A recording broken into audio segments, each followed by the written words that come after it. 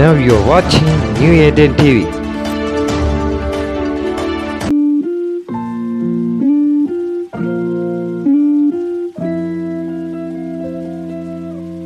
எனக்கு அன்பான சகல சகோதரிகளே, ஆண்டவராகிய இயேசு கிறிஸ்து நாமத்தில் உங்கள் அனைவரையும் வாழ்த்தி வரவேற்கிறேன். இன்றைக்கான தினவசனம் ஏசாயா 6ஆம் அதிகாரம் 8ஆம் இறைவசனம். பின்பு யாரை நான் அனுப்புவேன்? யார் நமது காரியமாய் போவான் என்று உரைக்கிற ஆண்டவருடைய சத்தத்தை கேட்டேன். அதற்கு நான், இதோ அடியேன் இருக்கிறேன், என்னை அனுப்பும் என்றேன்.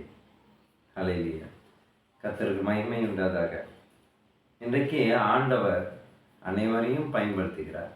ஆனாலும் அவருடைய ராஜ்யம் கட்டப்பட இன்னும் 3 லட்சம் ஊழியர்கள் தேர்ந்தெடுத்தாலும் இந்த உலகம் முழுக்க அவருடைய அன்பை தெரிவிக்கவும் ராஜ்யத்திற்காக இன்னும் தேவைப்படுகிறது.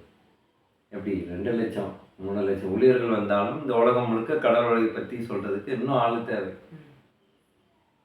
எப்படி அப்போ யாரை அனுப்புவேன் என்று சொல்லும் பொழுது நான் போறேன் என்று நிறைய நம்ம பைபிளில் இருக்கிற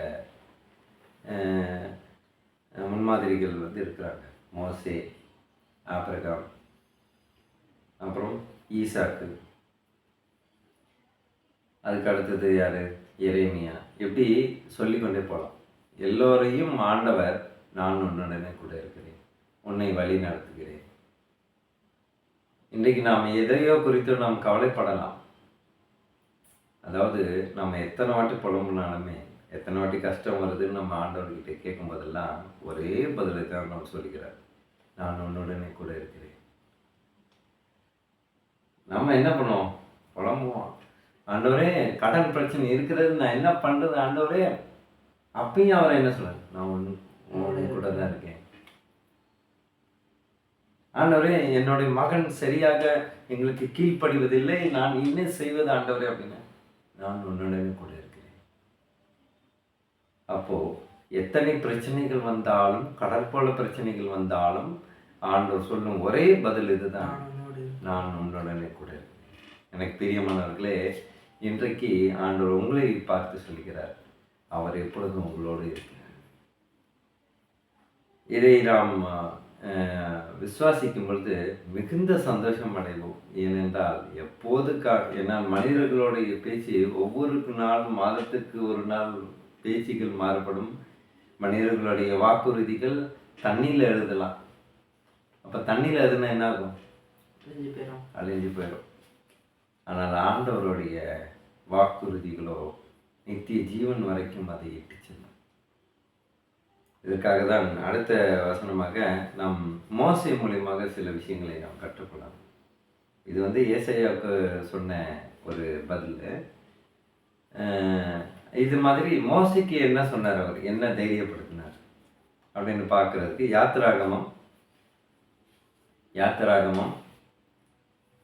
3ஆம் அதிகாரம் 10-11 வசனங்களை வாசிக்க கேட்போம். நீ இஸ்ரவேல் புத்திரராகிய என் ஜனத்தை எகிப்திலிருந்து அழைத்து வரும்படி உன்னை பார்வோனிடத்துக்கு அனுப்புவேன், வா என்றார். அப்பொழுது மோசே தேவனை நோக்கி, பார்வோனிடத்துக்கு போகவும் இஸ்ரவேல் புத்திரரை எகிப்திலிருந்து அழைத்து வரவும் நான் எம்மாத்திரம் என்றான். அல்லேலூயா.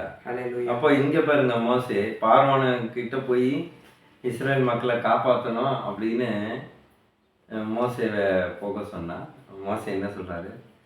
நான் எனக்கு எகிப்து ராஜாவெல்லாம் பார்த்து பேசுறதுக்கு எனக்கு தகுதி இருக்கான்னு தெரியல. அதாவது மோசேக்கு பயந்த சுபாவம். அவர் ஆரம்பத்திலேயே பயந்தவர் தான். போக மாட்டேன்னு சொன்னார். ஆனாலும் ஆண்டவர், இப்போ நான் உன்னை வழி நடத்துறேன். மோசைக்கிட்டையும் அவர் என்ன சொல்றாரு?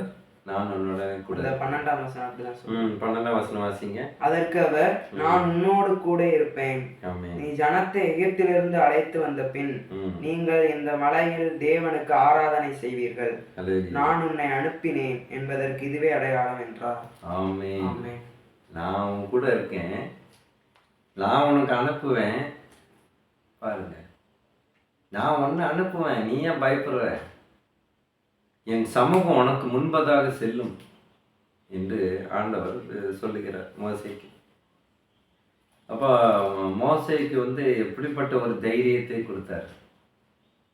இன்றைக்கும் கூட இதை நாம் ஒரு தலைப்பாக நாம் போட்டு தியானிக்க வேண்டும் என்றால், இன்றைக்கு என்ன தலைப்பு? நான் உன்னை அனுப்புகிறேன். மக்களிடத்துல நான் உன்னை அனுப்புகிறேன். ஏன்னால் நான் வர முடியாது. இந்த ஊழியத்தை செய்கிற எல்லோருமே என்ன பண்ணுறோம்? கடவுளோட வேலையை அவருக்கு சார்பாக அவரோட வேலையை நம்மக்கிட்ட கொடுத்து நீ செய், நான் அனுப்புகிறேன். நீ எத்தனை மக்கள் கடவுளுடைய அவருடைய அன்பை தெரிந்து கொள்ளாமல் ஆண்டவர்னா யார் அப்படின்னு.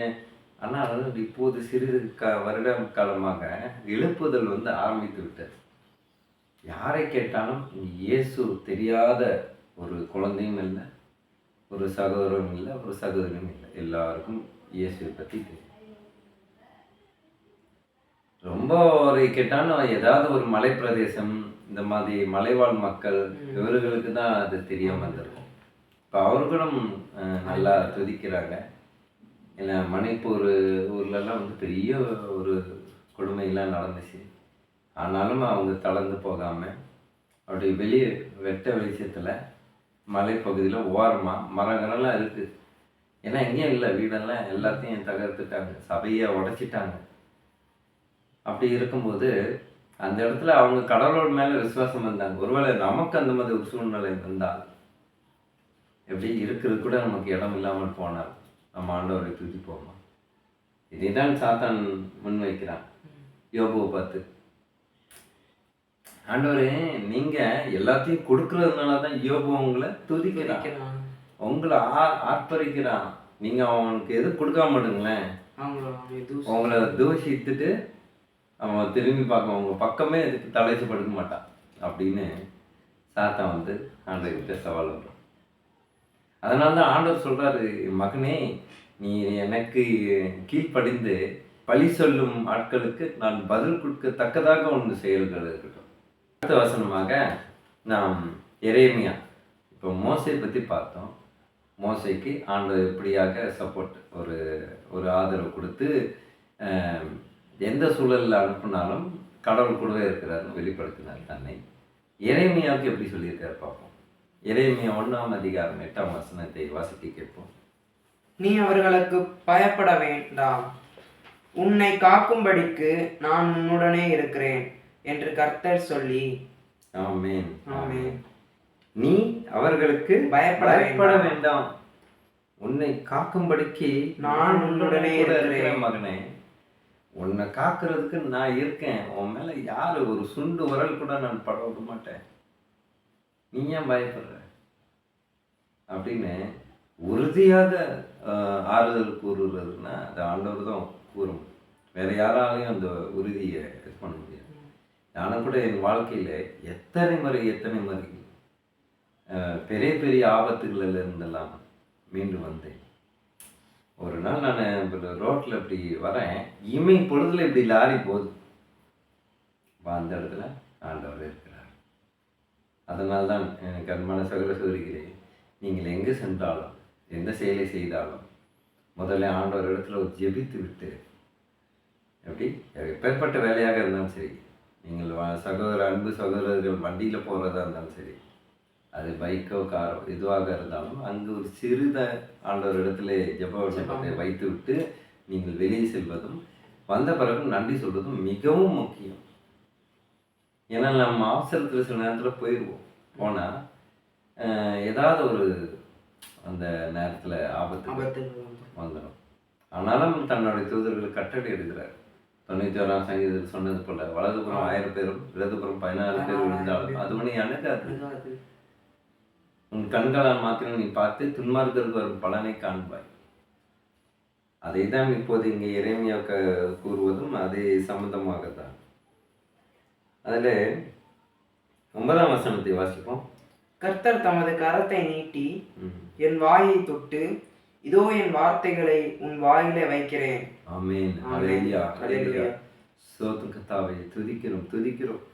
எப்படி நீ என்னுடைய நாவை காட்டு, என்னோட வார்த்தையும் உன்னுடைய நாவில் எழுதுறேன் அப்படின்றாரு. அப்போ எந்த அளவுக்கு அது ஒரு ஜீவன் உள்ளதாகவும் நிரந்தரமான ஒரு வாக்குறுதியாகவும் இருக்கிறது. வாசிப்பது மட்டுமல்ல, அதை தியானித்து நமக்கு ஆண்டவர் வெளிப்படுற விஷயத்தை அதை நம் மனதிலே கருத்தாய் வைத்துக்கொண்டு நம் வாழ்விலே அதை செயல்படுத்தி மற்றவர்களுக்கும் அதை கற்றுக் கொடுக்கும் சீஷர்களாக மாற வேண்டும். ஆண்டவர் இன்றைக்கு அதுக்காக தான் அழைக்கிறார். நீங்கள் சீஷராக போங்கள், நான் உங்களுடனே கூட இருக்கிறேன் என்று ஆண்டவர் சொல்கிறார். மிக பிரியமானவர்களே, இப்படிப்பட்ட ஒரு அருமையான வாக்குறுதிகளை, அருமையான ஒரு வழிநடத்துதலை ஆண்டவர் இன்றைக்கு நமக்கு கொடுக்கிறார். நாம் ஜெபிப்போமா? ஸ்தோத்திர கர்த்தாவே, துதிக்கிறோம் எங்கள் அன்பு நேசரே. அப்பா, நிறைய மக்களுக்கு நாங்கள் உங்களுடைய சத்தியத்தை குறித்து நாங்கள் பிரசங்கிக்க இருக்க வேண்டியதாக இருக்கிறது. ஆனாலும் நீர் எங்களுடனே கூட இருந்து எங்களை வழி நடத்துகிறீர்கள். அப்பா, எங்கள் அன்பு சகோதர சகோதரிகளுக்காக ஜெபிக்கின்ற கர்த்தாவே, அவர்களும் உங்களுடைய ஜீவனல் வார்த்தையில் அதிக தாகமுள்ளவர்களாக மாற தேவ கிருபை செய்யும். அநேக ஊழியர்களுக்காகவும் போதகர்களுக்காகவும் நான் ஜெபிக்கின்ற கர்த்தாவே. ஏனென்றால் திருச்சபையிலே சாத்தான ஒரு கிளர்ச்சியை உண்டு பண்ணுவான் ஆண்டவர். அதெல்லாம் அவனோட சதுராட்டம் எல்லாம் இல்லாதபடிக்கு அப்பா இயேசு நாமத்தில் அங்கிட்டு ஒரு சமாதானத்தை உண்டு பண்ணணும் ஆண்டவர். எல்லா திருச்சபைகளிலும் மாற்று கருத்துக்கள் இருக்கக்கூடாது ஆண்டவர். அவர்களெல்லாம் அப்புறமாக, அவர்களெல்லாம் சமாதானமாக தேவ கிருபை செய்யும். கர்த்தாவே, ஊழியர்களுக்கு எந்த ஒரு பாதிப்பும் இல்லாதபடிக்கு நீ காத்துக்கொள்ள. அவர்களுடைய பொருளாதார தேவைகளும் உடல் ஆரோக்கியத்துக்கான ஜெபிக்கிறேன் ஆண்டவர், மன்றாடுகிற தகவல் கர்த்தாவே துதிக்கிறப்பா. எங்கள் அன்பு சகோதர சகோதரிகளுக்கும் கூட நீர் இருக்கிறீர் என்று விசுவாசத்தோடு அவர்கள் இந்த நாளில் ஓடுவதற்கு தேவ வல்லமை கொடுத்து ஆசீர்வதி. கர்த்தாவே துதிக்கிறோம். இயேசு மூலியமாக ஜெபிக்கிறோம் நல்ல பிதாவே. ஆமென்.